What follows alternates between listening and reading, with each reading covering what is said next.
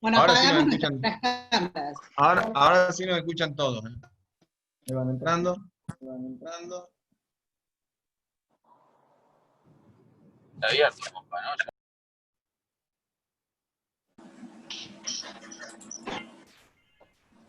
Hola, buenas noches. Por favor, pongan en silencio los micrófonos.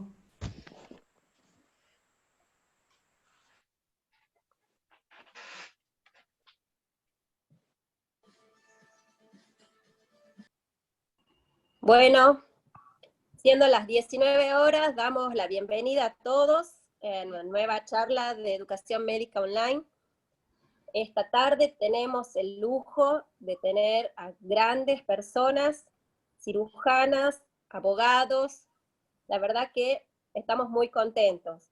Voy a pasar sin más preámbulos a presentarles las personas que van a dar la charla a continuación. Tenemos a la doctora Andrea Andreacchio, que es presidenta de Cirujanas Argentinas y es cirujana de planta del Hospital Agudo de Piñeiro. Al doctor Carlos Goggi, es abogado, es juez nacional en lo civil. Después, a continuación, va a seguir la doctora Marisa Eisenberg, que es abogada y es especialista en Derecho Civil. Y para finalizar tenemos a la doctora Cecilia San Martín, que es médica, es cirujana, es mastóloga, ecografista, y vas a deleitarnos con una expuesta tremenda que tiene para contarnos. Vamos a darle paso entonces a la doctora Andrea. ¿Cómo estás, Andrea?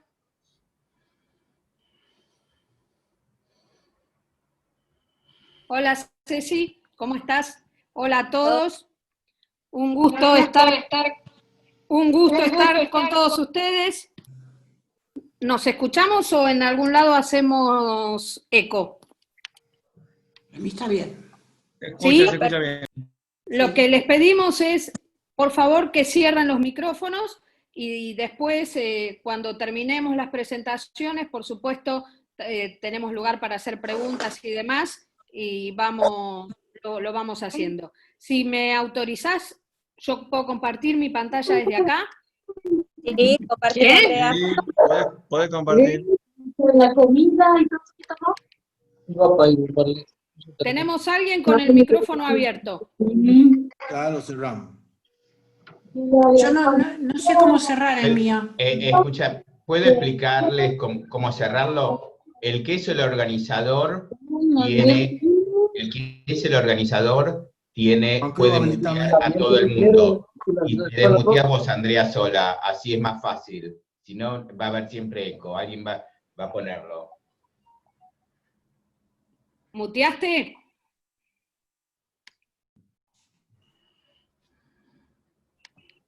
Juan.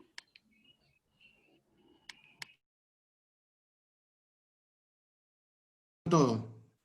Andrea, habilitate. Habilita tu micrófono y están todos en mute.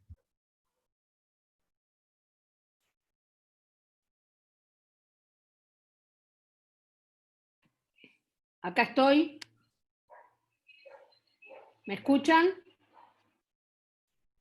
Sí.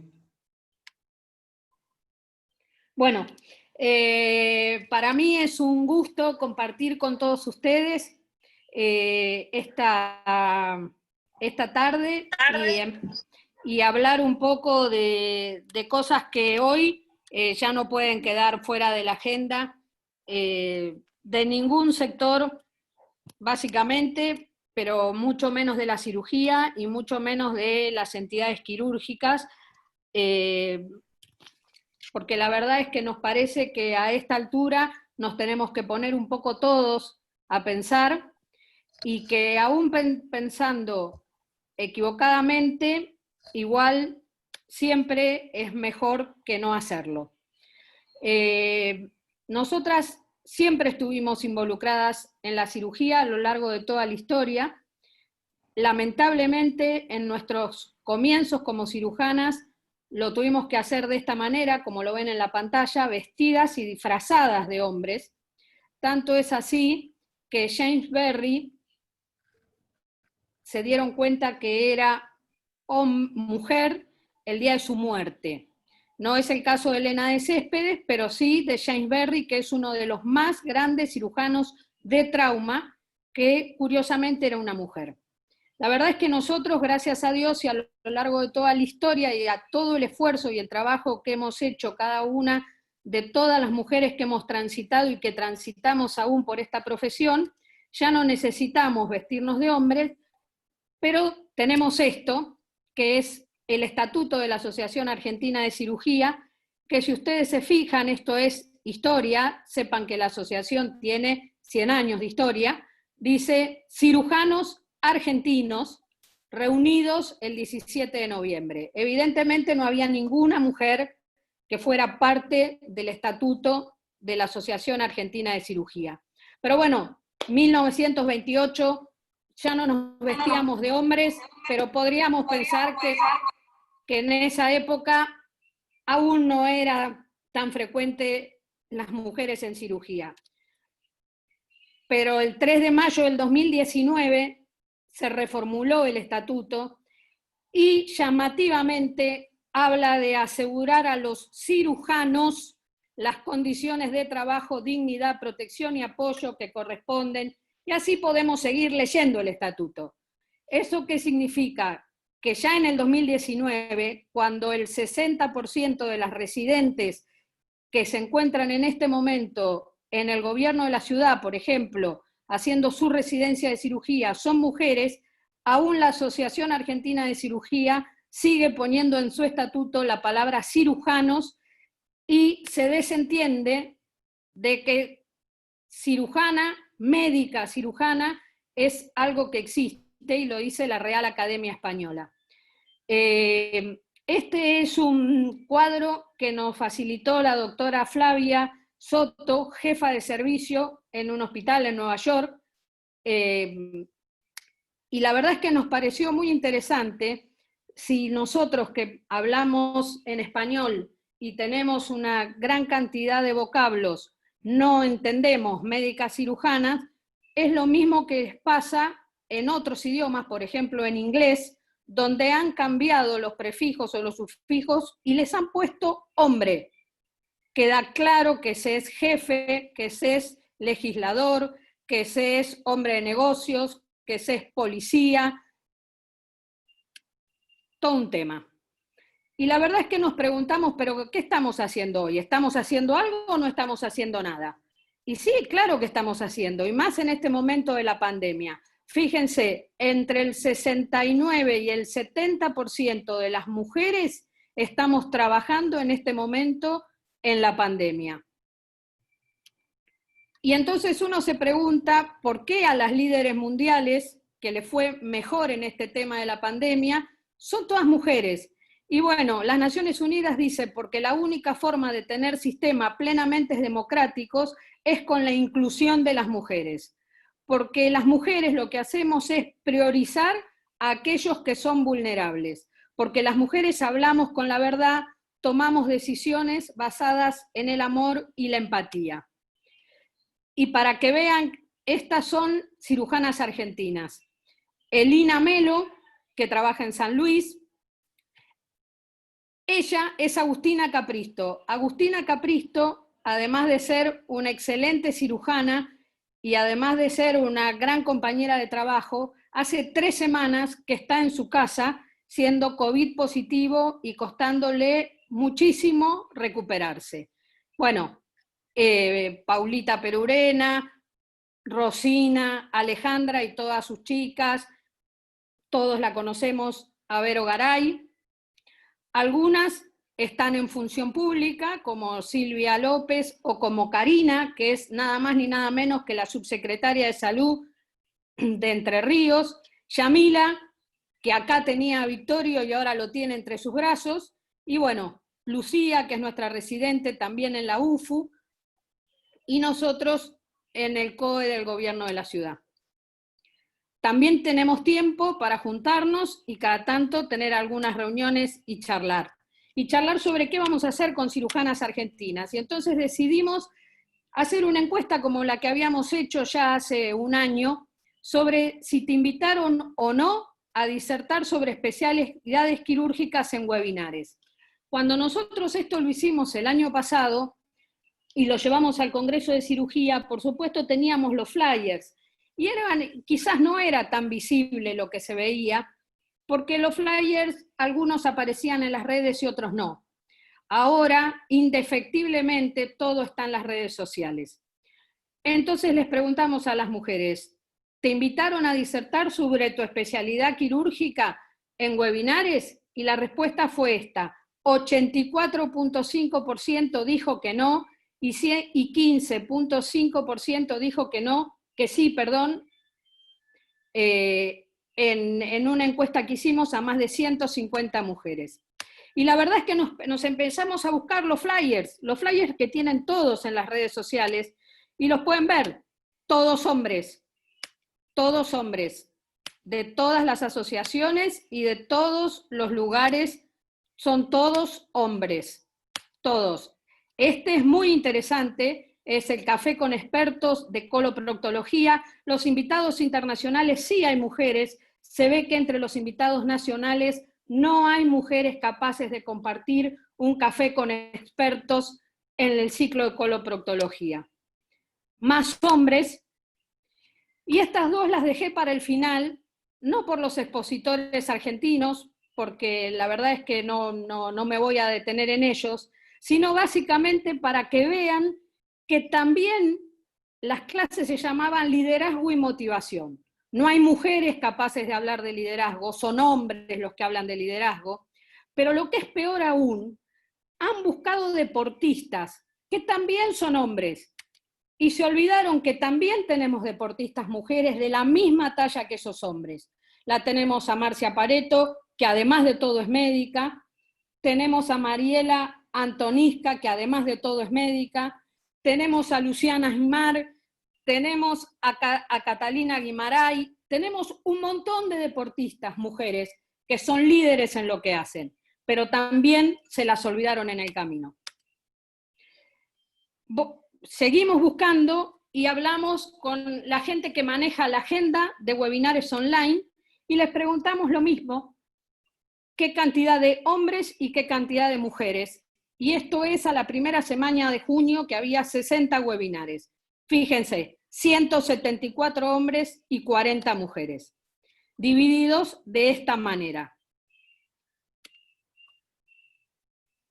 Queda claro que las mujeres parece que para disertar no tenemos todavía así como una capacidad importante para hacerla. Podemos moderar, podemos escuchar y podemos acompañar una minoría, pero hablar muy pocas.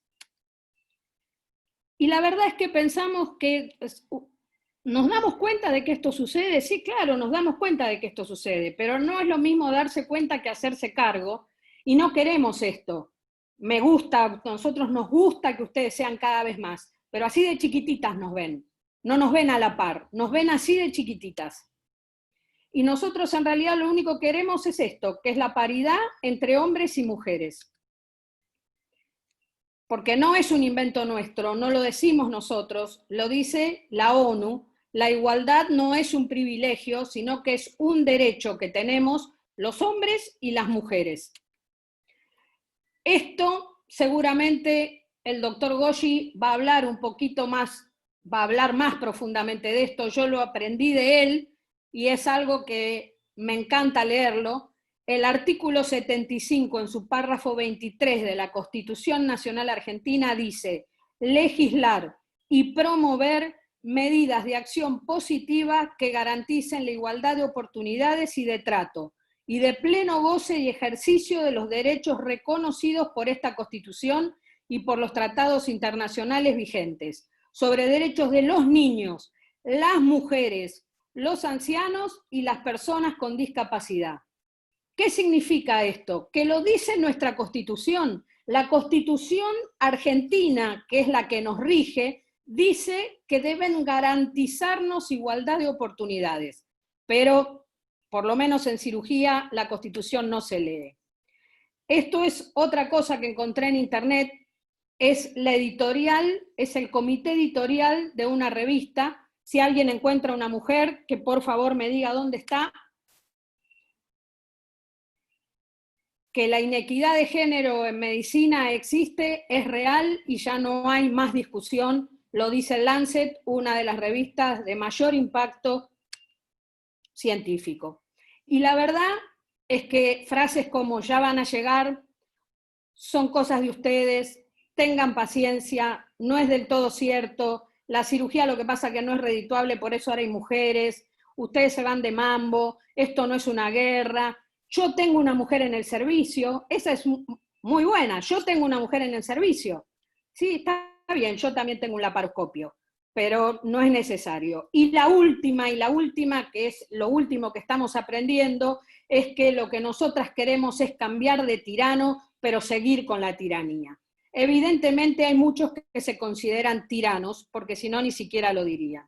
Y en realidad uno empieza un poquito con el dibujito de la hamaca. Lo estás haciendo mal. ¿Quién lo está haciendo mal? ¿Yo lo estoy haciendo mal? ¿Todas las mujeres lo estamos haciendo mal? ¿Los hombres lo están haciendo mal? ¿No será que todos lo estamos haciendo mal y lo tenemos que cambiar y lo tenemos que hacer mejor? Ya sabemos del techo de cristal, ya lo sabemos, ya sabemos de lo que significa que estamos cansados, sabemos el esfuerzo por el cual nosotras tenemos que atravesar para tener el mismo estatus académico, por decirlo de alguna manera, de un hombre, o el mismo estatus laboral, porque de hecho en los prepagos, sobre todo en la ciudad de Buenos Aires, los únicos equipos de mujeres cirujanas es el de la doctora Perurena y el mío. El resto de los prepagos grandes de Buenos Aires no tienen en su cartilla una sola mujer cirujana cabeza de equipo. Nosotros en realidad hablamos de esto, hablamos de que lo que queremos es equidad, queremos tener las mismas posibilidades. Y por supuesto, de la desigualdad la sufre y la ve la minoría que la padece. No es lo mismo. Por supuesto que los hombres nos van a decir, no, no es cierto. ¿Cómo no va a ser cierto? Digamos, ¿cómo no nos van a decir eso si no tienen ningún escollo en su camino? Nosotras nos pusimos a trabajar, sumamos voluntades de mujeres, hicimos campañas, sumamos una campaña que se llama No Sin Ellas, que fue la que comenzó a hacer la gente del derecho, pusimos otra campaña de Más Mujeres, decidimos cambiar de color y pusimos también nuestra campaña de Ni Una Menos. Y así seguimos trabajando, y en realidad yo ya quiero terminar mi presentación, que en realidad es un poco para contarles qué es Cirujanas Argentinas y a dónde queremos llegar con Cirujanas Argentinas. Y en realidad esto es un texto que yo encontré al principio de la pandemia en una bibliografía que me había mandado Verónica Garay, escrito por un anestesiólogo que dice: sé lo que no están haciendo las mujeres, y lo que no están haciendo es quejarse. No se están retirando ni están eludiendo las responsabilidades. Están a la altura de cada tarea que se les exige. Son multitarea, porque son madres, médicas, cuidadoras, líderes como nunca nadie ha visto. Y a pesar del agotamiento, porque todas estamos muy cansadas, continúan apareciendo y trabajando cada día a pesar de experimentar prejuicios o que sus ideas sean ignoradas en el lugar de trabajo. Y se los voy a mostrar, estas son muchas de las cirujanas argentinas que nos mandaron su foto en este momento de la pandemia, muchas trabajando en el quirófano, muchas atrás de las máscaras, muchas haciendo cirugías, muchas que todas juntas formamos esto que se llama Cirujanas Argentinas. Y la verdad es que lo último que quiero decirles es que ninguna de nosotras no estamos aceptando las cosas que no podemos cambiar. Lo que estamos haciendo es cambiando las cosas que ya no podemos aceptar. Muchas gracias a todos por la atención.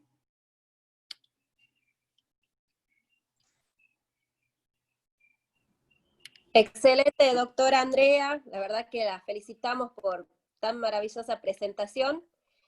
Si querés, Andrea, dejamos las preguntas para el final y ahora le damos el paso al doctor Carlos Goggi para que presente su charla. Sí, estoy tratando de Doctor. cerrar. Vale. Doctor, si puede activar su micrófono. Y lo tengo activado. Excelente. Lo escuchamos. Bueno, muchísimas gracias por la invitación. Para mí es un enorme honor que un movimiento de mujeres me convoque siendo hombre, ¿sí? Siendo parte de ese colectivo que domina, que discrimina, que segrega.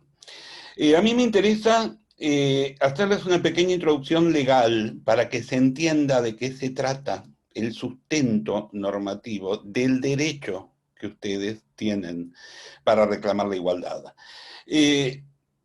Todos sabemos que somos iguales ante la ley, lo dice el artículo 16 de la Constitución Nacional. Ese principio de igualdad formal bien pronto nos presenta todas las desigualdades posibles.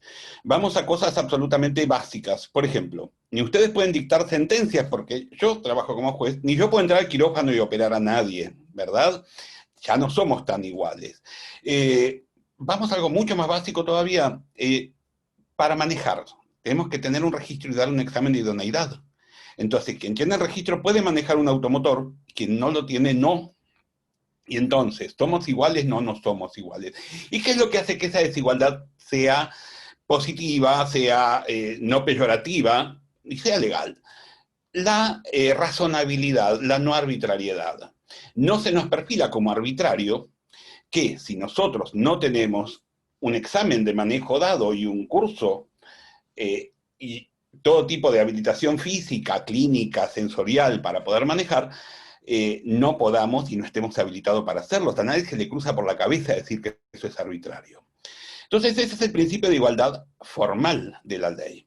Ese principio de igualdad formal, en la medida que no haya arbitrariedad y en la medida en que haya razonabilidad en los procedimientos, teóricamente nos protege contra todo acto discriminatorio de segregación. Bueno, bien pronto vemos que no es así. Voy a ir a un ejemplo que es clásico del derecho americano. Los americanos en todas sus ciudades tienen orquestas, y en las ciudades pequeñas también orquestas comunitarias. En el norte de Estados Unidos, de Norteamérica, es la cuna de la libertad, es la parte del país que ganó la guerra civil, a donde las personas afroamericanas están más integradas, cayeron en la cuenta que las orquestas de esos lugares no tenían personas afroamericanas y no tenían mujeres, eran todos hombres caucásicos. Entonces, justamente por aquello de la racionalidad, por aquello de la no discriminación, de la no arbitrariedad, diseñaron un dispositivo para tomar concursos, audiciones para nuevos músicos. Entonces, ¿qué hicieron? Pusieron un biombo completamente opaco que impedía por completo ver qué había sobre el escenario, y alfombraron el escenario con dos alfombras, una arriba de otra, de suerte tal que no se pudiera escuchar quién caminaba. Las personas que se postulaban pasaron a ser un instrumento musical. Para más seguridad llamaron a jurados, esto era en el centro, en el norte al centro, cerca de Chicago, llamaron a jurados de las otras costas de Estados Unidos, la este y la oeste, de San Francisco y de Juilliard, de New York. Se tomaron las audiciones, y una vez que puntuaron, cada persona era un número, se cruzan los números con las personas, se corre el biombo y resulta que todas las personas seleccionadas eran hombres caucásicos, o sea, blancos. Entonces, bien pronto, ahí nos enfrentamos a la noción de desigualdad estructural, ¿sí? Esa desigualdad estructural es aquella que persiste a pesar de los mecanismos de corrección, y que persiste a pesar de las buenas intenciones, y que persiste a pesar de desplegarse mecanismos objetivos, de la máxima objetividad posible, y con todas las salvaguardas para llegar a esa igualdad. El ejemplo de la selección de músicos es clarísimo. Entonces, se empezó a descubrir de qué se trataba aquello del resultado tan disvalioso para la valoración de la sociedad que había tenido ese mecanismo tan objetivo de selección. Y tenía que ver con el no acceso a una educación musical, el acceso marginal, con tiempo marginal a la educación musical, la autoexclusión. No, yo soy mujer, no, ¿para qué voy a ir? Y eso seguramente se va a ver en la encuesta de Cecilia. El punto es que frente a eso se empieza a hablar de las medidas de acción positiva, que son las que Andrea con tanto gusto siempre repite y la lleva en el corazón, y eso me alegra tanto, que son aquellas acciones compensatorias que tienden a paliar la desigualdad estructural. Porque si no ocurre, como esa foto que puso también Andrea, de estos chicos mirando un partido de fútbol detrás de una pared. El que es alto no precisa la igualdad formal de la ley, ese cajón está de más para él, porque él de todas maneras puede ver por arriba de la pared el partido de fútbol. El que tiene una estatura normal sí necesita el cajón, porque si no, no ve. Y el petizo con un cajón solo no hace nada. Entonces, cuando estamos frente a la igualdad formal ante la ley, a todo el mundo le damos lo mismo, y resulta que seguimos perpetrando la desigualdad, que es estructural. La desigualdad persiste y subsiste, no obstante, todas las políticas de igualdad formal, con fundamento en la no arbitrariedad y en la razonabilidad que podamos desplegar. Entonces, si nosotros precisamos en verdad cumplir con la normativa internacional, con el Pacto de San José de Costa Rica, con la Declaración Universal de los Derechos Humanos, vamos a tener que implementar medidas de acción positiva para que las clases desventajadas tengan una acción compensatoria, el doble cajoncito para el que es más petizo, el cajón para el que tiene estatura normal, nada para el que es muy alto. Y eso es temporal hasta que las cosas se estabilicen. El punto es que si nosotros estamos siempre pensando entonces en que las medidas de igualdad formal no alcanzan, tenemos que elaborar una nueva noción de igualdad ante la ley. Y acá, y esto es lo importante, la igualdad ante la ley como un principio de no sometimiento, no de razonabilidad y de no arbitrariedad. Con la no arbitrariedad seguimos produciendo desigualdad.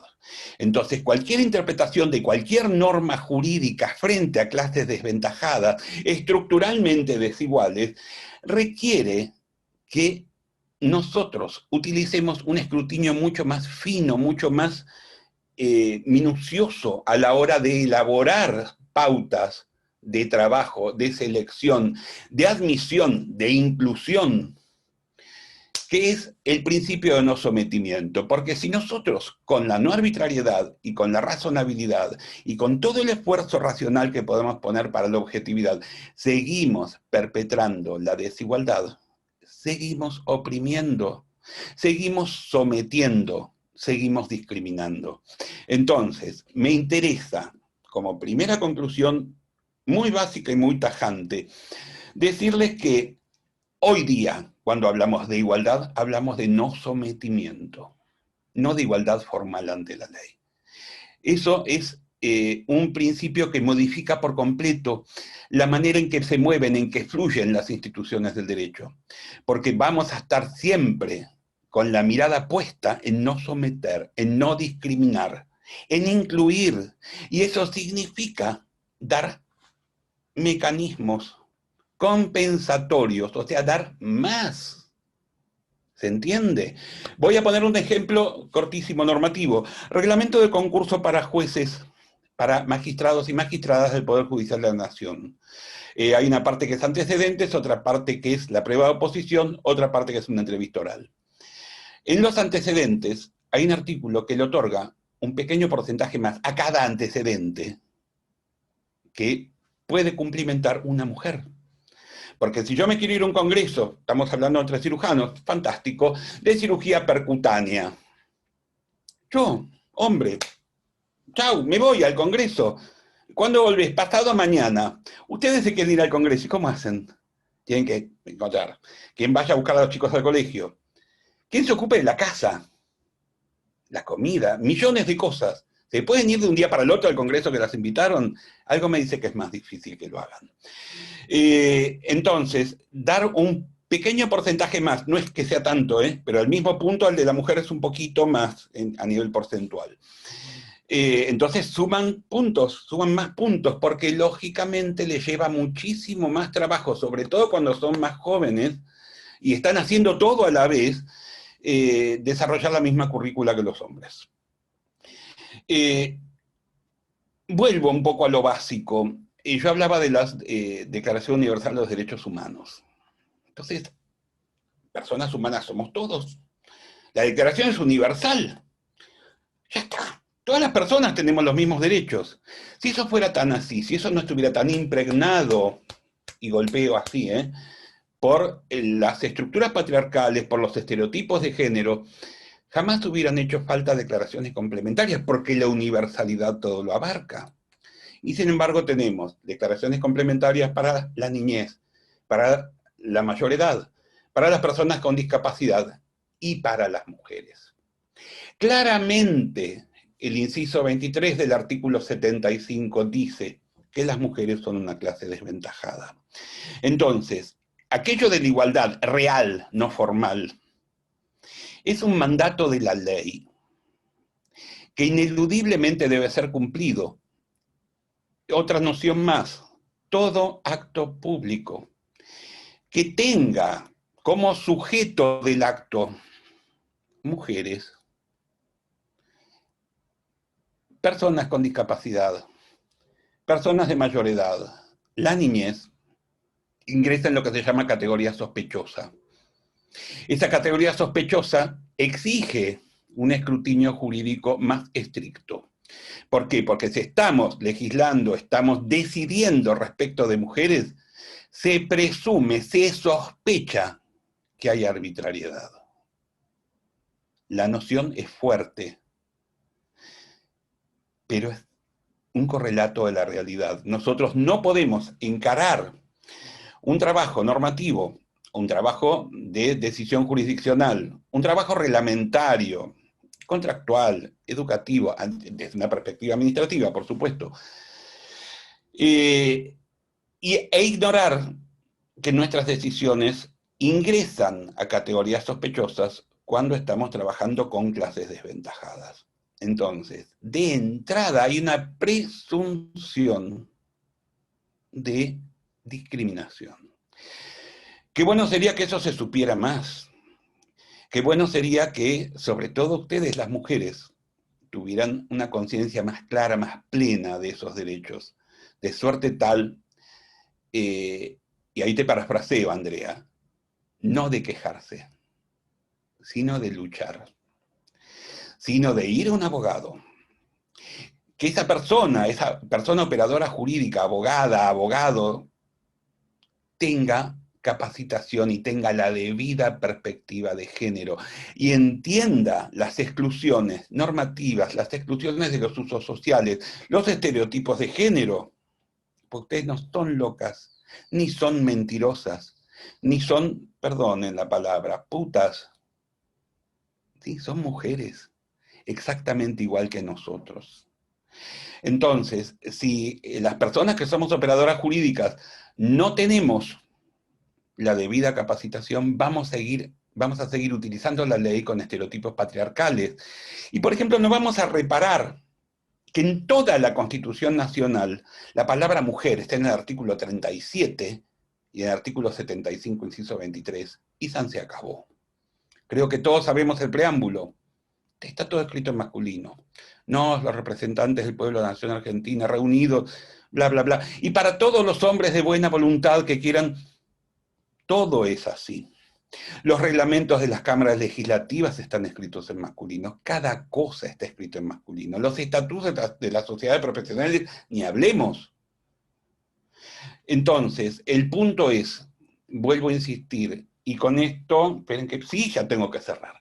Me interesa resaltar muy fuerte las dos ideas.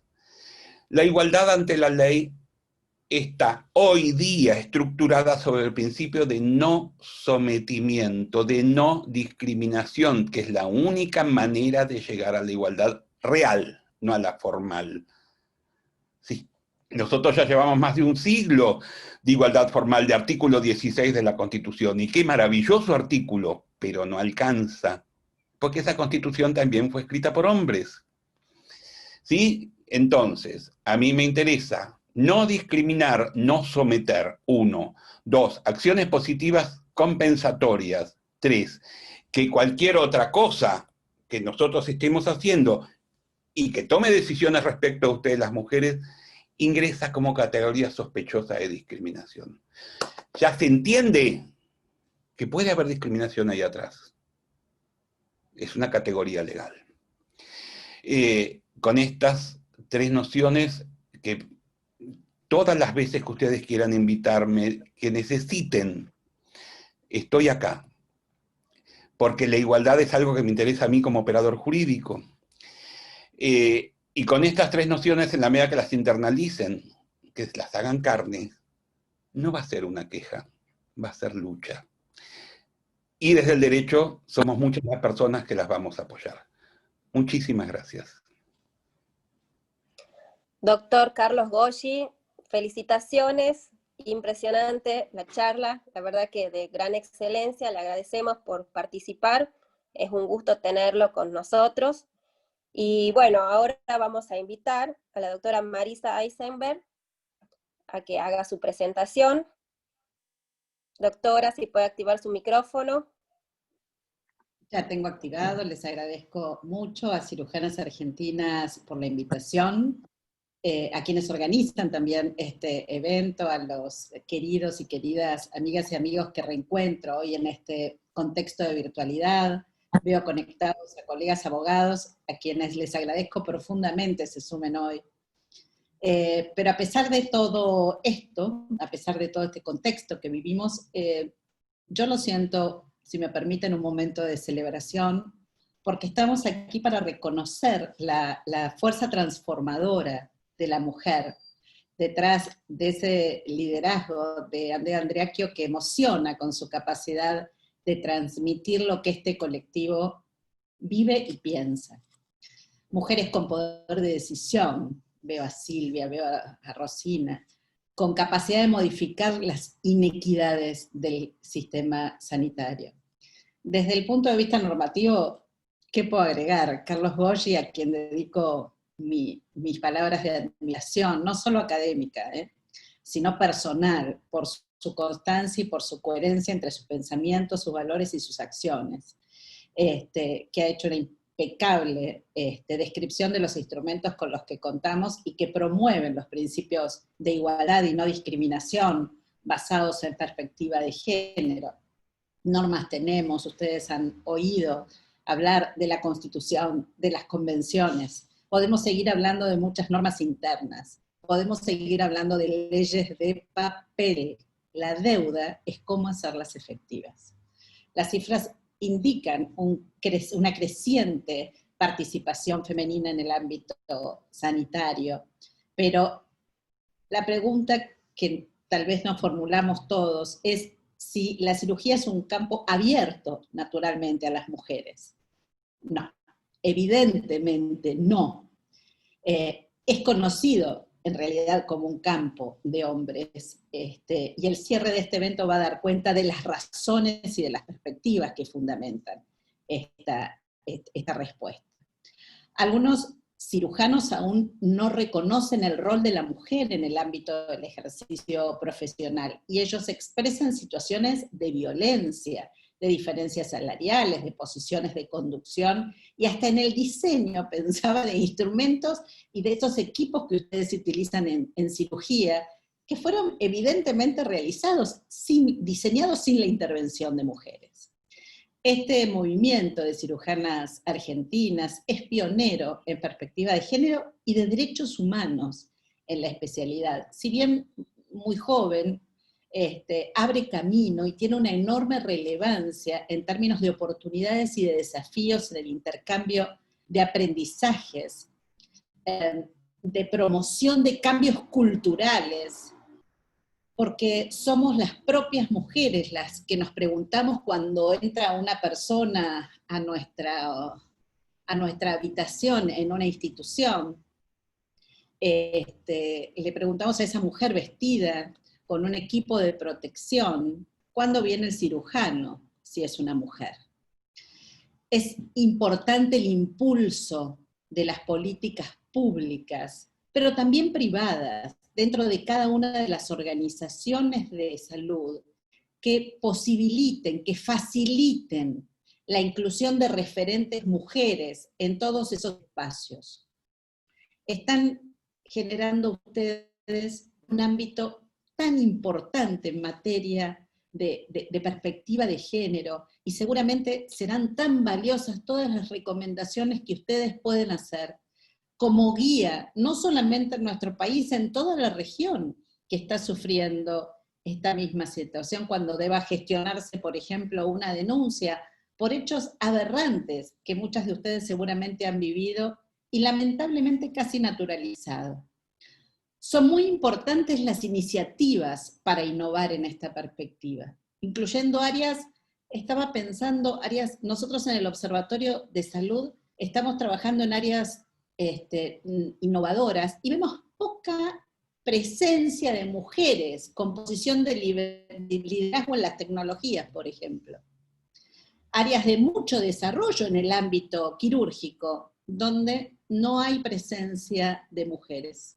Un ámbito especialmente relevante es el ámbito que me preocupa, es el ámbito formativo. Preparar a los residentes que dieron examen esta semana para el ingreso a la carrera, donde se fortalezcan las capacidades y las habilidades de comprensión y de resolución de estas problemáticas, que requieren un foco, una mirada, unos anteojos especiales, para desterrar estas tipologías en el carácter de los cirujanos aprendidas de la práctica por imitación. Es realmente imposible mirar el futuro que se nos viene con el espejo retrovisor. Si queremos cambiar verdaderamente prácticas, tenemos que innovar en las respuestas y en nuestra capacidad de comunicarlas. La estructura académica obtenida en los años que ustedes tienen de entrenamiento es absolutamente importante, pero debe estar a la altura de los desafíos de estos tiempos. Los programas de mentoría que ustedes promueven sirven enormemente también para cultivar condiciones de liderazgo en cirugía, pero no como respuesta formal o como respuesta espasmódica ante la irrupción de determinados fenómenos de la realidad, sino como un reconocimiento de la importancia de incluir estos aspectos como un componente fundamental del compromiso con una perspectiva de derechos y de valores compartidos. Generar programas específicos que promuevan el intercambio de experiencia entre mujeres cirujanas de distintos hospitales, de distintos países, promover el apoyo económico a las investigaciones o trabajos clínicos, por estas circunstancias que Carlos también detallaba, ¿no? Y que a las mujeres nos es más complicado. La concurrencia de eventos debe incorporar, como decía Andrea, la perspectiva de género en sus agendas. La trayectoria de una mujer y de un hombre en cirugía es diferente, por eso hay que apoyar mucho más a las mujeres. Si me permiten hacer una reflexión junto a ustedes, es que si algo deja en claro la pandemia, es la condición selectiva de la salud de ser cada vez menos accesible. Por eso también permítanme hacer una pequeña reflexión en la necesidad que tienen y que van a tener todas las mujeres que han sido vulneradas durante todos estos años, de estar en peores condiciones cuando todo esto termine, y también generar para ellas, para estas mujeres, un espacio desde las mujeres y para ellas, donde haya un mayor acceso a la atención sanitaria. La medicina, al igual que el derecho, son profesiones que se han feminizado. No tenemos un problema de acceso a las carreras. El problema es a la igualdad y a la equidad de oportunidades a la hora del ejercicio profesional, y sobre todo a la hora, en el caso de cirujanas argentinas, de elegir la especialidad como quirúrgica. Conozco a muchas de ustedes, son mujeres capaces, talentosísimas, pero tienen que tener un plus para poder demostrarlo, porque siguen vigentes patrones masculinos de dominación, y eso no es igualdad. ¿Cuántas mujeres fueron presidentas de la Asociación Argentina de Cirugía? ¿Dónde y bajo qué principios se discuten las listas que se presentan a las elecciones? Esta es una pelea que hay que comenzar a dar. Es verdad que confieso que no soy partidaria de los cupos obligatorios, no creo que se solucione el problema allí porque terminan siendo las hermanas, las esposas, las que ocupan esos lugares en las listas. Pero debo reconocer que en nuestro país se ha necesitado y no hemos encontrado otro camino. Pero sí, junto a ustedes, estoy absolutamente convencida de la necesidad de la consideración de paridad entre mujeres y hombres al momento de un cargo de gestión, de dirección. Y esto no ocurre, como no ocurre en otros países de la región, ¿no? Donde se crean, fíjense, algunos algoritmos en términos tecnológicos para evitar sesgos, para hacerlos más objetivos, pero se olvida que esos algoritmos se cargan con el sesgo que tiene aquel que lo está, aquel que lo está elaborando. Entonces, el mismo sesgo de machismo, de la mujer cuidadora, de la maternidad, de la lactancia, ahora aparece como más objetivo. La mujer que compite o trabaja con hombres tiene la triple tarea de demostrar sus capacidades a sus colegas, a sus pacientes y a las autoridades. Y debemos proponernos que ninguna mujer tenga que declinar la elección de una especialidad como la cirugía por estas dificultades. Ya sean los programas de formación de residencias, porque las estructuras se organizan a favor de los hombres, porque los criterios en los que basa la selección son hechos por hombres, porque no está valuada la actitud del liderazgo femenino y faltan en nuestra sociedad organizaciones como Cirujanas Argentina que promuevan esta perspectiva de géneros y de derechos de las mujeres. Hay leyes que Carlos mencionó que prohíben expresamente cualquier acto discriminatorio, y hasta escuchamos historias de hostigamientos psicológicos, amenazas, acoso sexual, que pueden perjudicar la continuidad de la propia carrera.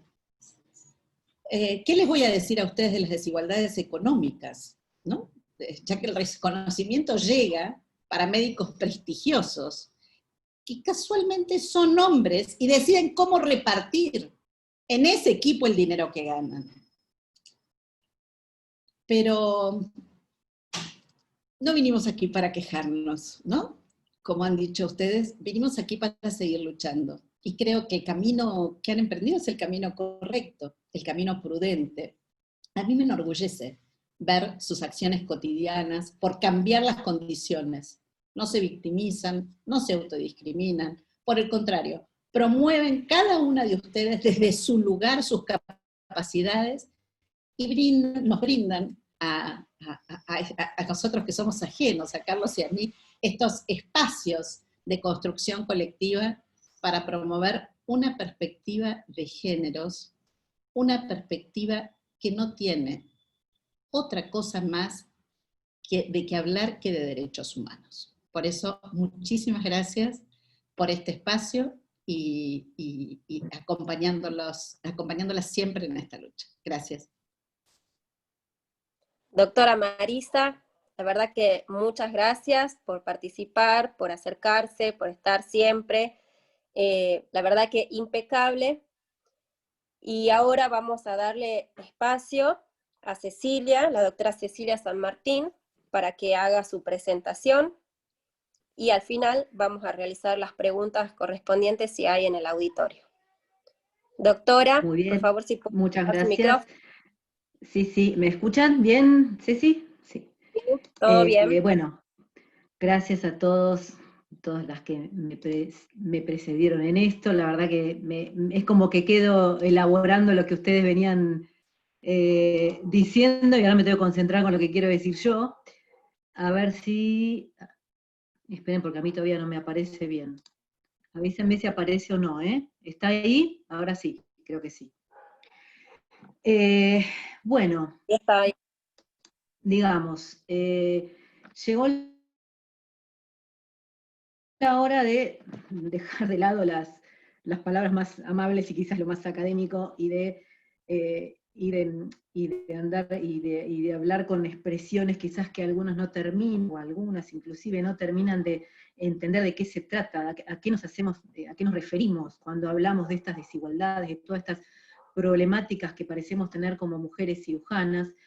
Yo voy a hablar de un tema que creo que surgió un poco la idea de hablar y de investigar sobre este tema de violencia y abuso en nuestro ámbito a partir de nuestro primer encuentro de mujeres cirujanas, que fue el año pasado, que lo hicimos en el Club de Médicos Municipales, donde hubo concurrencias de cirujanas de todas las especialidades, de todos los centros, todos los institutos privados, públicos, residentes, jefas, de todo tipo de cirujanas hubo en ese encuentro, y planteamos grupos de trabajo, y en esos grupos de trabajo surgieron problemáticas específicas relacionadas con este tema, con violencia y abuso.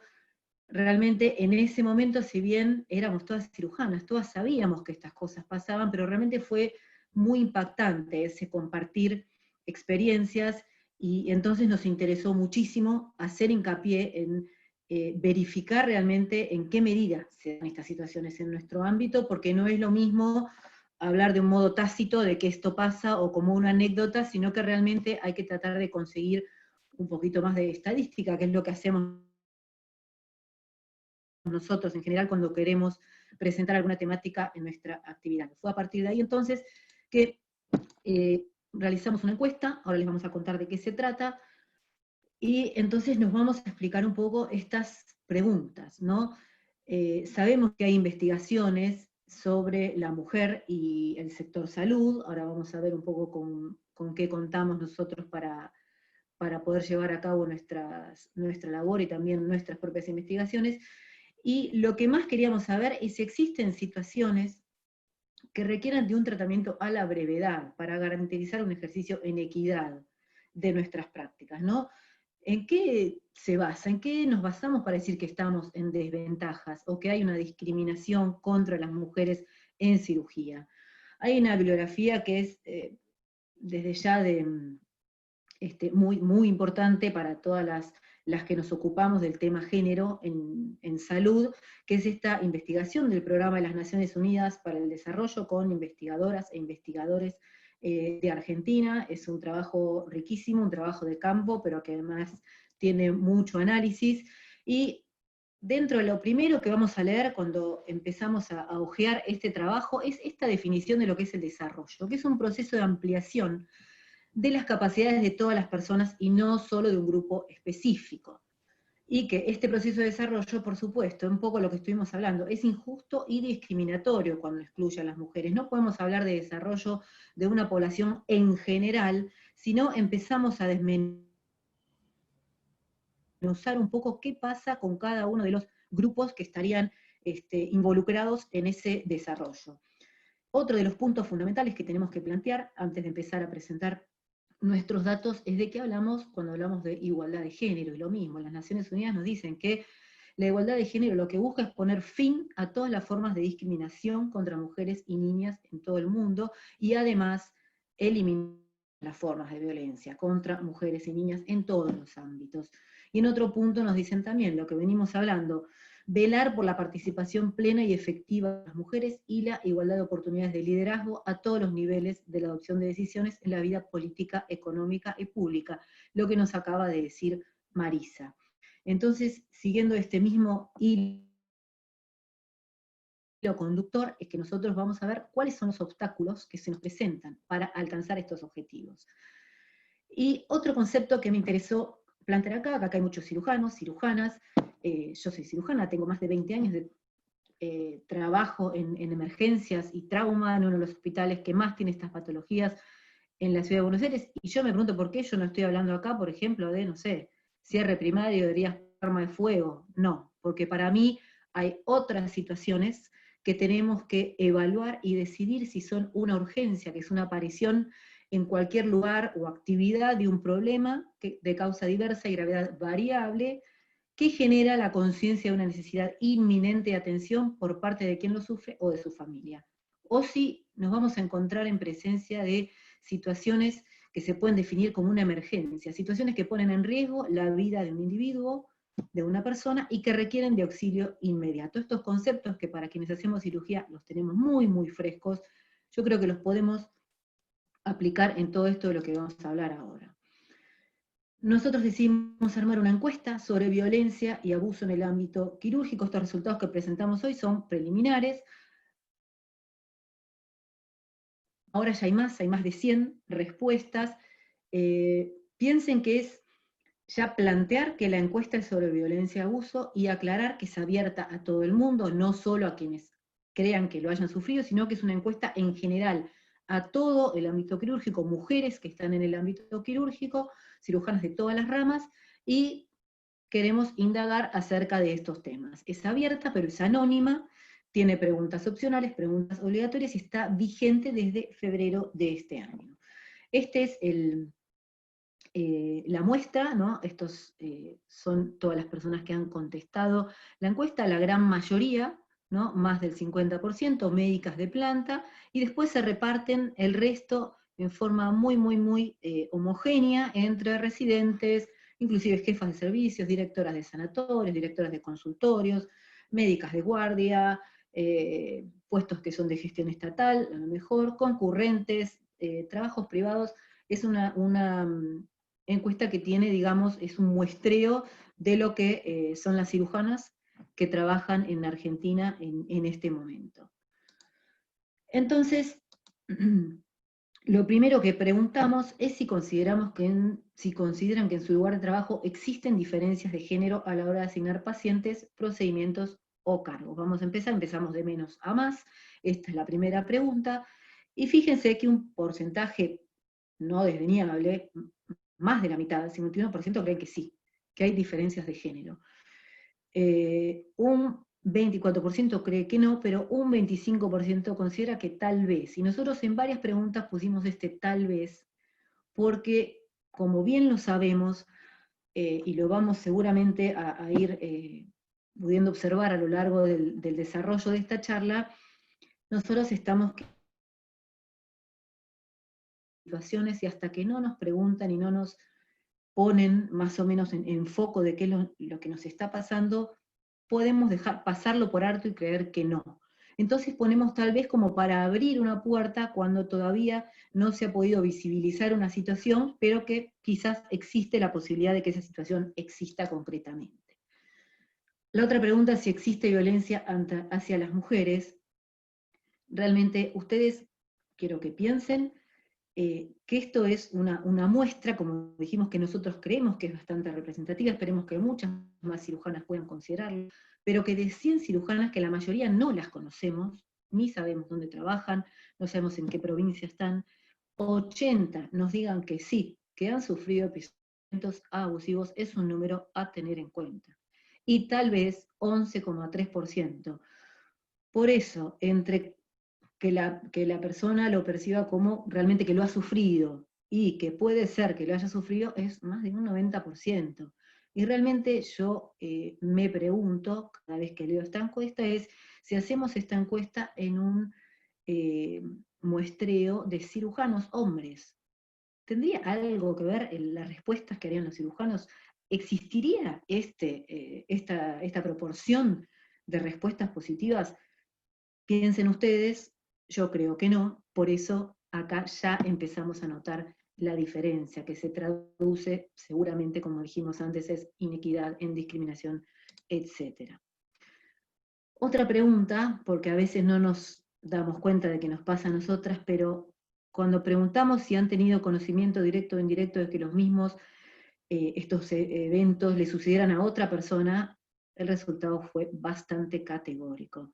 Casi 92% nos dijeron que sí, o sea que o han pasado o saben que le ha pasado a otra persona, un porcentaje altísimo de cirujanas mujeres. Entonces, otra pregunta nuestra que era muy importante era ¿en qué momento estas mujeres que habían sufrido episodios de violencia lo sufrían? ¿En qué momento de su carrera, de su trayectoria? Bueno, cuando eran estudiantes, sabemos que esto pasa. Yo soy docente de la Universidad de Buenos Aires, tengo contacto con alumnos y alumnas que constantemente me escriben y me dicen que estas cosas pasan en la facultad. Entonces también ahí hay que hacer, porque las personas que están en la facultad son las mismas que trabajan con nosotros en los hospitales, en los centros privados, los profesores doctores de la facultad, algunos son absolutamente intachables, y uno los conoce, saben que son personas honestas, y otros sabemos que no, ahí están, y bueno, es un poco esperable que en el ámbito en que estén lleven a cabo estas actitudes.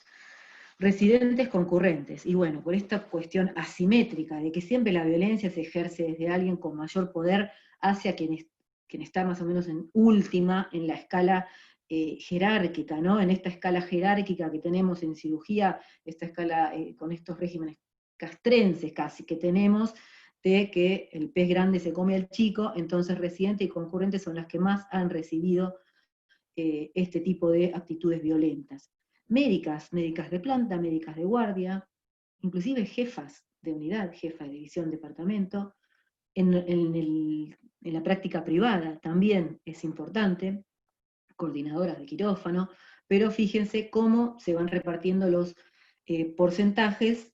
Bueno, no nos llamó la atención que esto sucediera, pero sí es realmente un signo de alarma. Entonces vamos ahora, y ya definitivamente abandonamos todo tipo de sutileza, porque lo que preguntamos es cuáles son los tipos de violencia, qué pasó con esas mujeres que nos están contando que han sufrido situaciones de violencia.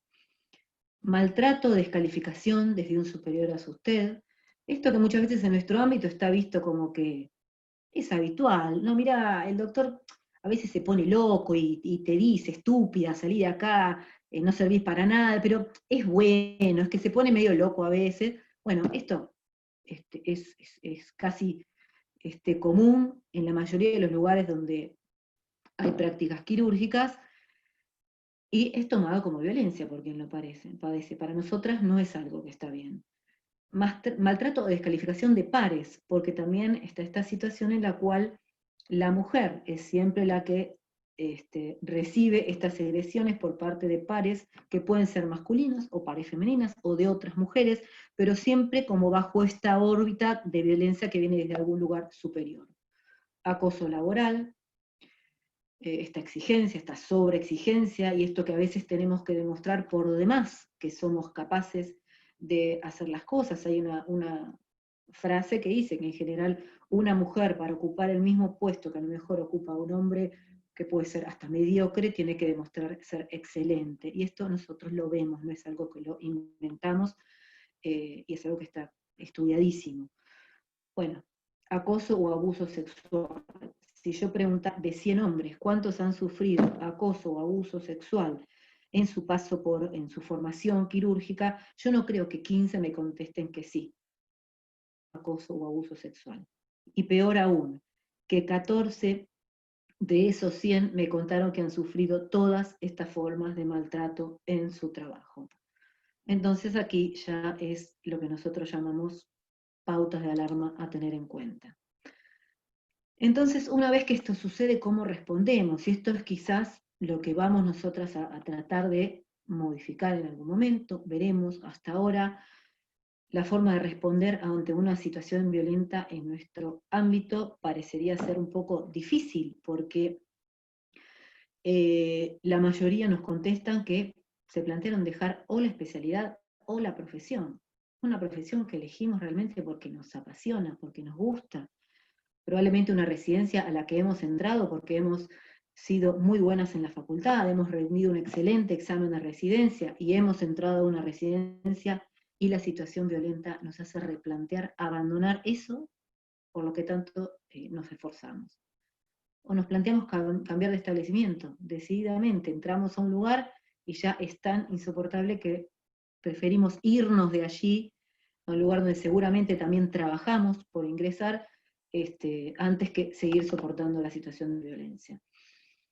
Un porcentaje intentó avanzar en un reclamo o en una denuncia, y esto vamos a ver después cómo evolucionó, y después hay un 30% que intentaron subestimarlo. También lo que hablábamos un poco de esto de sobreadaptarnos a una situación y hacer de cuenta que está pasando lo que a todas luces está pasando. Entonces, ¿es posible hoy en día, si nosotras tenemos una situación de estas en nuestro trabajo, nosotras, cirujanas, en un ámbito quirúrgico, plantear el conflicto a distancias superiores? Y bueno, acá nos cuentan un 33% que hicieron lugar a su reclamo, pero nada se modificó. Esto de, bueno, tráeme la nota, te la firmo, mirá qué lindo, y después vamos si la nota está apoyando la pava, digamos. Ahí arriba, lo que vulgarmente conocemos como cajonear, no pasa nada. Otro porcentaje grande es minimizar la situación. Es esto de, no, bueno, ya está, mejor no hagas problemas, no hagas mucho quilombo, porque después es peor para vos, se te va a complicar en tu trabajo, seguramente déjalo pasar, fue una vez y no va a volver a pasar. Hubo casos peores, en los cuales el trato se endureció, entonces ahí se le volvió en contra hacer la denuncia. Hubo un porcentaje en el cual nos contaron que sí, que hubo acciones contra los violentos, sancionados, sumariados, despedidos, y otro porcentaje en el cual culparon a la víctima. Bueno, esto es bastante clásico y lo conocemos, ¿no?, de las situaciones de violencia. Posterior al reconocimiento y notificación de los episodios, ¿qué pasó con los violentos? Un porcentaje debieron abandonar el establecimiento, no sabemos con qué destino. Otro porcentaje, muy por el contrario, de un 50%, siguieron ostentando lugares de privilegio en el ambiente laboral y académico, porque nosotros sabemos que, como decíamos recién, son estas personas que nosotros las vemos figurita repetida, que están en todos lados, y realmente si a nosotras, quizás que no hemos pasado por una situación, quizás yo en mi caso, por ejemplo, no he pasado por una situación así, me pone mal ver esa situación, imagínense para una persona que ha sido victimizada por alguien que después hay que verlo en todas las fotos de todos los congresos, paneles, comisiones directivas por todos lados. Fueron transmitidos en otra institución con un cargo de la misma jerarquía, o sea, digamos que le sacaron el problema encima a ese violento, le dijeron, anda acá tranquilo, que acá nadie te va a molestar, siguieron trabajando en el mismo lugar sin modificar su actitud, más o menos igual que estos que ocupan lugares de privilegio, o sea, mucho no parece cambiar. En cambio, a la víctima, a quien fue violentada, ¿cómo repercutió este problema? Bueno, un 18,5% dijeron que no las afectaba fuera del trabajo. O sea que dentro del trabajo sí, una situación estresante, y uno espera irse para correrse de ese lugar, realmente nefasto para nosotras, pero bueno, por lo menos hay por algún mecanismo que fuera del trabajo esto no los afecte, o por lo menos es lo que piensan quienes contestaron de esta manera. Un porcentaje mucho más grande nos dijeron que sí, y es bastante lógica, me sentía estresada aún fuera del establecimiento. Y un porcentaje también, que si lo sumamos a suman más de un 90%, tuvo consecuencias en mi salud física y psíquica. O sea que esto no es una pavada, no es idea nuestra, esto es lo que nos contestan las cirujanas que hicieron esta encuesta. Entonces, a nivel profesional, nos cuentan muchas que a pesar de las dificultades pudieron terminar de formarse, pudieron trabajar, siguen trabajando a pesar de las dificultades. Entonces yo me pregunto dónde está la equidad, lo que hablaba Carlos anteriormente. Otro porcentaje se sienten inseguras para ejercer mi profesión, y esto es esperable. De nuevo, ¿qué oportunidades tienen estas cirujanas con respecto a un cirujano, quizás compañero de residencia en el mismo año, pero que no ha recibido todos estos episodios violentos? Por supuesto, tiene muchas menos posibilidades. Un porcentaje también, soy capaz pero no tengo oportunidad de mostrar. Más de lo mismo. Entonces, desde ya que esto no es gratis. Vamos entonces ahora con, nosotros pedimos al final de la encuesta que quien quiere hacer alguna aclaración o contar algún episodio personal un poco más detallado lo haga, y para nosotras es muy importante esto, porque nos salimos de estos números quizás más establecidos, un poco más fríos, que igual para mí no, para vivir las situaciones reales que han vivido estas mujeres. Entonces, esta es una de las reflexiones que nos siguen y que nosotras estamos bastante de acuerdo, que las situaciones son minimizadas aún por las propias víctimas y tomadas como situaciones cotidianas habituales. En este caso ya nos hablan de instrucción en esta área. Fíjense esto, 6 meses de maltrato por un profesional de cargo superior y fue suficiente para generarme daños que actualmente sigo tratando en terapia por lo traumático. Y ya estamos hablando de qué daño se recibe al estar expuesta a estas situaciones. Esto es lo que hablábamos antes, ¿no? La respuesta de mi jefe de servicio, evidentemente cuando quiso denunciar una situación. Si haces una nota de denuncia vas a salir perjudicada a vos. Los acosadores se vanagloriaban de estar protegidos por nuestra jefe, hoy en día todo es igual. Sufrí abuso sexual por parte de compañeros en complicidad con jefes residentes, mientras me decían que nadie me iba a creer si lo contaba y que no llore, que no era para tanto. Una de las formas de acoso que me han ocurrido, cirujano de planta mediante chiste, insinuar o nombrar la posibilidad de tener que retribuir sexualmente el hecho de haber participado en una cirugía.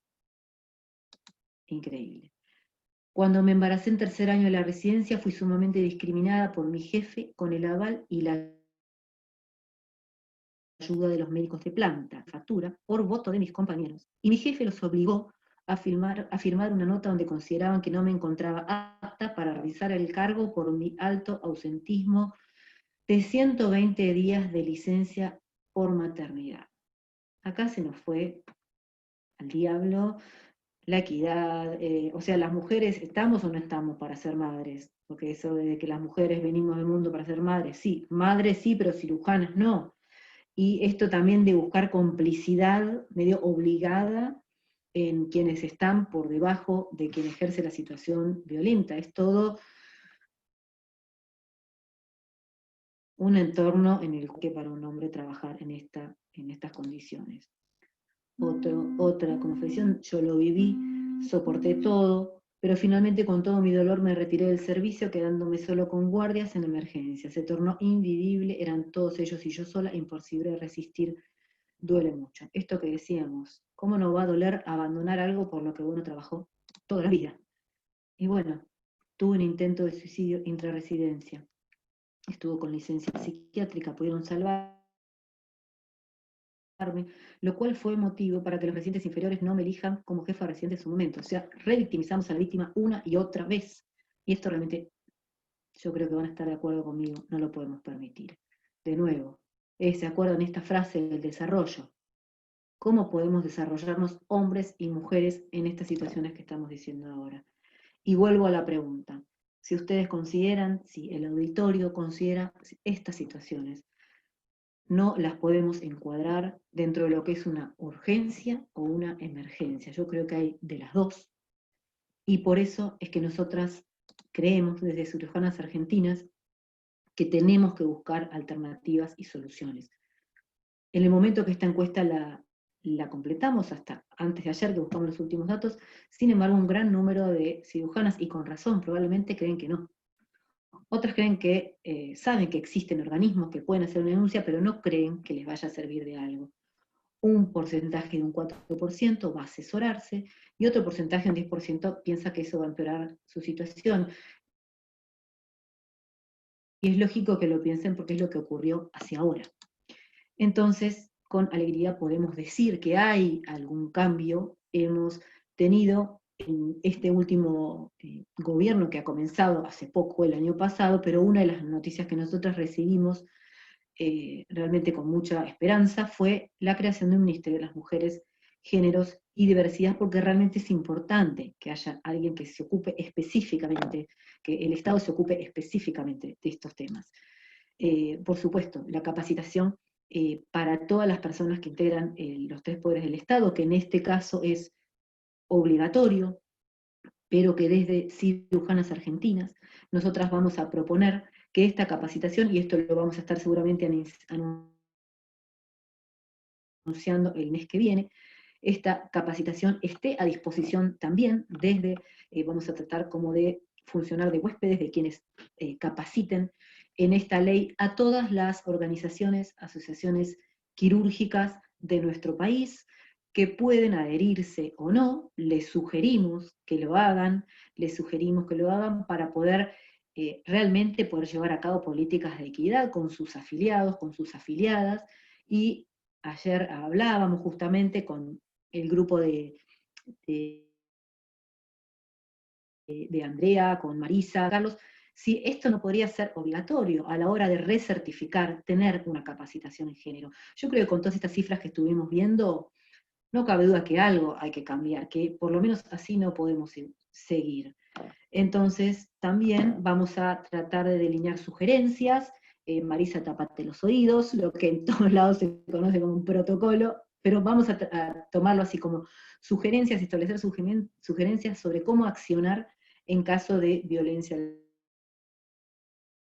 laboral. Todas las asociaciones quirúrgicas tienen comités de ética, de cómo actuar en caso de que acá no me paguen, que acá me paguen de menos, que acá un médico me saque pacientes, que un cirujano hable mal de otro cirujano. Hay como un montón de cuestiones, pero en ninguna asociación, en la asociación de cirugía, que es la que nos nuclea a la mayoría, de la cual yo soy afiliada, por ejemplo, no hay ningún punto sobre qué hacer si uno de los afiliados ejerce violencia contra una cirujana o contra otra persona en el ámbito laboral. Pareciera que por el momento no es un punto a tener en cuenta, y yo creo que es muy importante. Bueno, esto es todo, acá terminamos. Espero que haberlas impactado, porque es un poco la idea, pero impactado en forma proactiva, para que nos demos cuenta que algo hay que cambiar, tenemos que modificar. Muchas gracias. Bueno, muchas gracias, doctora Cecilia. La verdad que tal cual lo dijiste, impactante, y es algo una herramienta, pero fundamental para promover este cambio por la que estamos luchando todas. Bueno, no sé si alguien del auditorio quiere hacer alguna pregunta a alguno de los disertantes. El que quiera hacerlo tiene que activar su micrófono para realizar las preguntas. Y en el caso de que no hubiera, le vamos a decir a la doctora Andrea que nos haga una pequeña conclusión, un cierre, algunas palabras para culminar este encuentro maravilloso.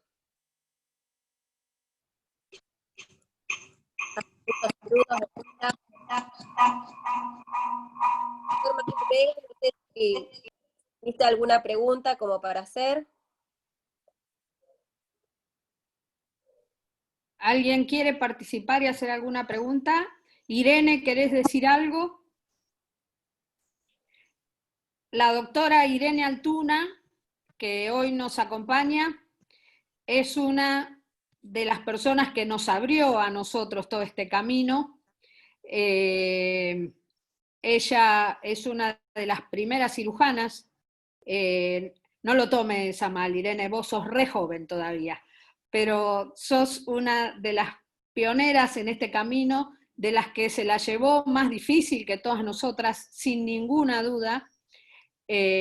Cuando nosotros la convocamos para charlar y para venir a nuestro encuentro, el que se hizo el año pasado, ella se hizo un espacio y vino, nos contó su historia, con la que muchas nos hemos emocionado, porque lo que sucedió en ese momento fue que cada una contó su historia, y todas, aún aquellas que parecía que no les había sucedido nunca nada y que no era lo que parecía, todas tuvimos algo que decir. Y recuerdo perfectamente que cuando le preguntamos a Irene algunas cosas y ella nos dijo, me pusieron 0 en una entrevista, y nosotros le dijimos 0, y ella contestó, y bueno, menos no podían. Y realmente fue un encuentro maravilloso. Así que, Irene, si querés algunas palabras, si tenés ganas, te escuchamos atentamente.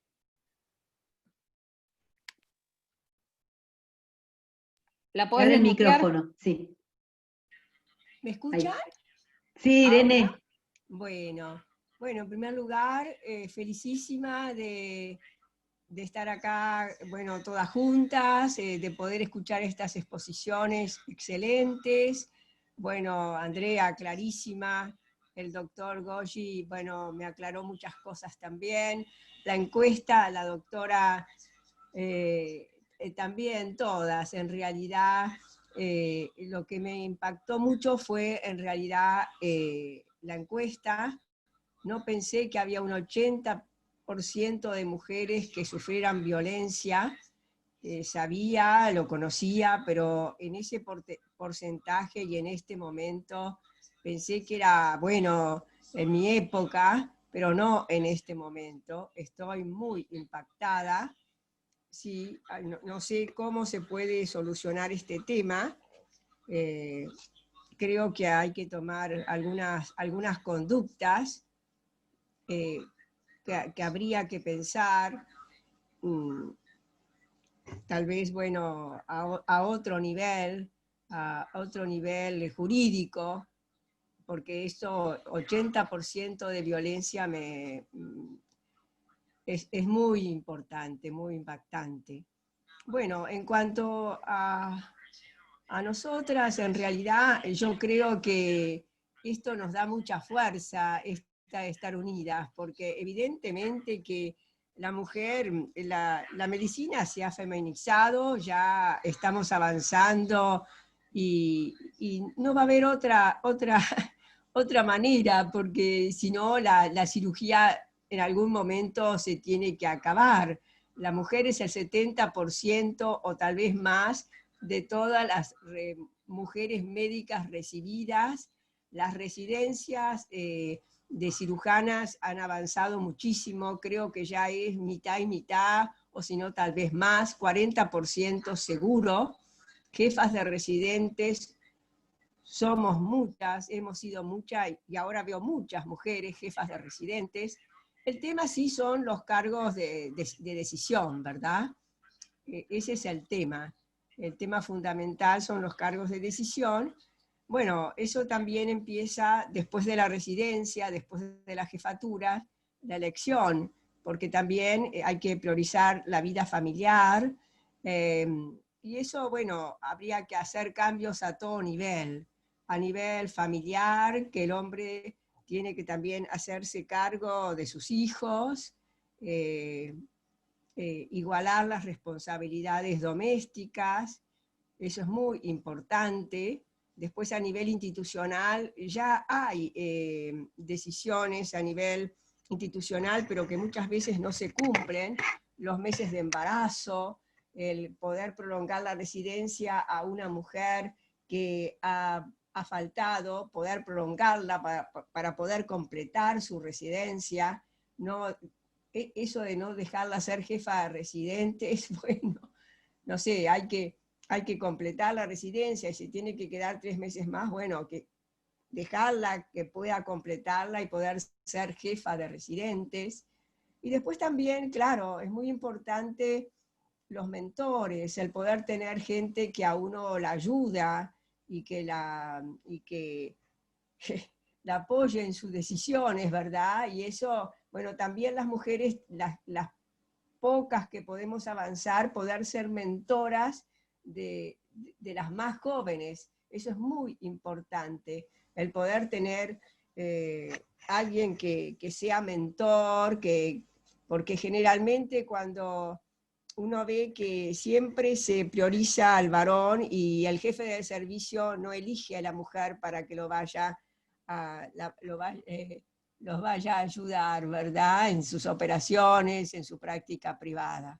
Bueno, eso pienso que tenemos que seguir haciendo, tenemos que seguir trabajando, que no se pueden bajar los brazos, bueno, y que somos muchas y que cada vez vamos a hacer más. Entonces, bueno, adelante y con esperanza. Yo estoy muy segura de que vamos a poder lograrlo. Gracias, Irene, como siempre. Nada, la peleaste siempre. Y ahora vinimos nosotras para otra vez sumarte, pero bueno, eso está bueno. Para nosotras es un gusto que te sumes al trabajo. Sé que hay gente que son abogados, está Marcos me parece que está, Marisa, ¿o estaba? Sí, Marcos. hay personas que Mónica Vera y Verónica Roma habían levantado la mano, no sé si quieren activar sus micrófonos para preguntar algo.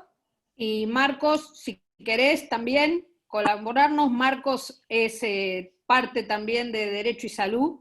La tenemos a Vero Roma, que es psicóloga. No sé quién más pidió la palabra. Vamos para adelante. ¿Quién quiere hablar primero? Hola, buenas noches. Soy Hola. Mónica Vera. Andrea, Espera, Mónica. gracias. Espera, Sí, espera. no, perfecto. Mónica Vera es la presidenta de la Asociación Boliviana de Cirugía. Es la primera mujer en la historia, en 80 años de historia de la Asociación Boliviana de Cirugía, que está precedida por una mujer, y que ella nos acompañe hoy es para nosotros un lujo. Así que, Mónica, te escuchamos.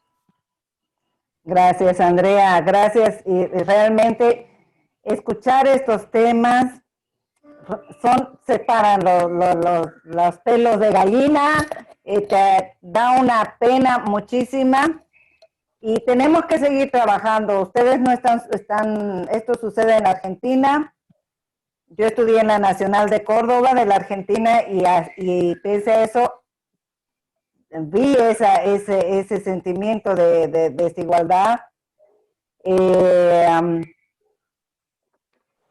Bolivia tiene también esos problemas. Nosotros estamos peor porque la gente es muy machista, muy cerrada. El que yo esté ahora presidiendo la Sociedad Boliviana de Cirugía es un orgullo, creo que es una muestra de la confianza que ellos han puesto y que han visto mi trabajo y me lo han reconocido dándome la sociedad. No ha sido fácil, ha sido un trabajo de años, de hormiguita, callada, como decíamos, dándoles todas las pautas a ellos para que hagan el trabajo, se muestren ellos, sean famosos, pero empujándolos, porque de esa forma es la forma de haber avanzado. Ahora, esto no debe quedar ahí, porque la anterior persona que estuvo hablando, muy emotiva, muestra que realmente el ámbito se está volviendo más femenino, o sea, ya poco a poco hemos ido empujando a los hombres, se van haciendo a un lado, en las áreas de cirugía, y hay cada vez mucho más mujeres, o sea, los que hemos hecho el camino lo hemos hecho muy bien porque ahora vienen más mujeres detrás de nosotros, pero hay algo muy importante, que debemos enseñarles a esas mujeres a ser más empáticas y más colaboradoras. No se olviden que el peor enemigo, el peor contrincante es otra colega mujer que te va a empujar. Entonces tenemos que enseñar, tenemos que proteger a las mujeres y que sean empáticas y que sean colaboradoras en la siguiente generación que viene, ¿no? Que no haya tanta competencia ni demostrar que ellas, cada una es mejor en su ámbito, sino que la unión hace la fuerza. Gracias, Andrea, por permitirme dar estas palabras y felicidades por todo esto. Y sigan adelante, adelante y vamos a tratar de seguirles los pasos. Por supuesto, ya te consideramos parte de Cirujanas Argentinas. Marcos, ¿algo para decir? Bueno, ¿cómo te va, Andrea? La verdad que es un placer participar de estos espacios. Venía a escucharme, me tomás por sorpresa. Uno no puede dejar de aprender de ustedes, del camino que están trazando, te lo decías recién. Bueno, y qué decir de Carlos y de Marisa y de todo el resto del equipo de ustedes que está trabajando en esto. Como para aportarte algo, nosotros desde el instituto y yo personalmente somos unos trabajadores incansables de la igualdad, pero de esa igualdad que como decía Carlos hace un ratito, no basta con declamarla, sino que lo que hay que buscar, cuáles son las traducciones prácticas y las desigualdades que hay. Y ustedes en este caso las encontraron por el lado de la práctica profesional suya, así que nosotros estamos en una tarea desenfrenada, digamos, de ir buscando esas desigualdades que hay en nuestra vida, digamos, para tratar de ir desentrañándolas y de hacer que las personas nos acerquemos un poquito a esa igualdad formal que dice la ley. Así que bueno, aplaudo siempre estas actividades, y cuando puedo, cuando tengo un tiempito, me gusta escuchar otros enfoques, porque sin dudas que nosotros, los abogados, tenemos mucho para aprender de ustedes, y si no generamos estos ámbitos de colaboración y de compartirnos la capacidad, de compartirnos el liderazgo, de compartirnos las ideas, solos no vamos a ningún lado. Así que bueno, repito, mis felicitaciones a todo el equipo de trabajo, y sigan por este camino. Bueno, 2 más y cerramos. Vero Roma y Ceci San Martín, y nos vamos. Gracias a todas por la lucha, por el trabajo que están haciendo denodado. Yo solo quería comentar algo, que es una tarea que particularmente venimos haciendo digamos, aquellos que nos ocupamos de la formación de residentes en el gobierno de la ciudad, que es que tenemos un equipo específico para abordar estas cuestiones. Y la verdad es que la problemática en el campo de la cirugía casi nos lleva todo el tiempo, por eso con Andrea estamos trabajando denodadamente para que no se repliquen esos modelos de trabajo con el otro que terminan favoreciendo las situaciones que ustedes están transmitiendo. Digamos, la idea es obviamente que todos juntos estemos luchando para modificar toda este paradigma que, como dijo recién Mónica, creo que era, muchas veces es un paradigma que no solo está sostenido por hombres, sino también por mujeres. Así que, bueno, nada, gracias por esto. Ceci. Sí, André, lo que yo quería, bueno, Vero, como me sacó las palabras de la boca, donde dijo que las problemáticas de cirugía le ocupan todo el tiempo, te creo, porque creo que el ambiente quirúrgico es uno de los últimos nichos, ¿no? Donde todavía estas cosas no terminan de condenarse, o sea, estoy hablando a nivel social, no terminan de tener una condena social del todo, todavía hay un poco como temor a decir algo sobre estas situaciones, porque siempre está lo que les digo siempre, ¿no? Como esa cadena de mandos, que cómo yo voy a opinar que está mal que el jefe de servicio le diga algo sobre el corpiño a la residente. Después, chao, soné, me van a poner guardia de castigo, me van a poner una cirugía a las 5 de la tarde, pero realmente creo que hoy en día estamos en una situación en que a lo mejor si vemos que un novio le pega a su pareja en la calle una piña, es casi improbable que no haya una persona al menos que haga algo. Esto hace unos años no pasaba, la gente pasaba de largo, pero como hoy está en nuestra sociedad, yo sé que por lo menos una persona algo va a hacer, o va a llamar a la policía, o le va a decir algo, o antes era casi improbable, y yo sé que ahora no, porque uno lo ve, la gente se compromete más, la sociedad se compromete más en esto que llamamos con empatía, con la violencia que recibe otra persona que a lo mejor no tiene nada que ver conmigo, y que yo ni siquiera estoy en esa situación y nunca la sufrí, pero sin embargo puedo sentir que esa persona está sufriendo y yo algo quiero hacer por ayudarlo, porque en el ambiente nuestro, y hoy hemos invitado, nosotras, bueno, con Paula también, Perurena, hemos invitado a instrumentadoras a que participen de este encuentro, porque son otro grupo de profesionales que también padecen estas situaciones y que a veces tienen todavía menos herramientas para defenderse. Esta cosa de que te tiro la pinza por la cabeza, o que te cargo por esto, o que te digo lo que sea, no sé, a veces la alumnita que nos ponen que recién llega y sufre todo tipo de despropósitos que hacen con ella, y uno dice, esto que nosotros cambiemos va a servir para todos y todas los que estemos en este ámbito, no solo para nosotras cirujanas. Va a ser un ambiente más agradable de trabajo, más empático, más donde realmente el que quiera hacer algo de esto se va a tener que cuidar, porque se va a dar cuenta que los demás lo van a ver realmente como un pusilánime, como un desubicado, como un violento, y no lo va a poder seguir haciendo. todavía hay una cierta complicidad pasiva, ¿no? Que tiene mucho que ver, creo, con un temor o con un sometimiento, pero en algún momento tiene que cambiar. Y si ya existe, como nosotros existimos como agrupación, un lugar donde decir, a vos te pasa esto, vení acá, que vamos a hacer algo, creo que estamos dando el primer paso. Por lo menos nosotros tenemos mucha esperanza en que sea así, mucha esperanza en que cada vez más cirujanos, que lo vemos quizás con los residentes de las últimas camadas, que realmente son más como somos nosotras que como son quizás nuestros jefes de servicio o los jefes de servicio. Así que bueno, creo que esa lucecita y la tenemos que seguir, y creo que nos va a llevar a buen puerto, pero que esto va a cambiar, creo que va a cambiar, no cabe dudas. Ceci, no sé si perdón, pero yo insisto, ¿la doctora Storani está por ahí?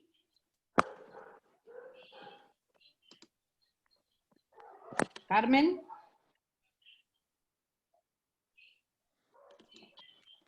No, bueno. Bueno, ¿qué te parece?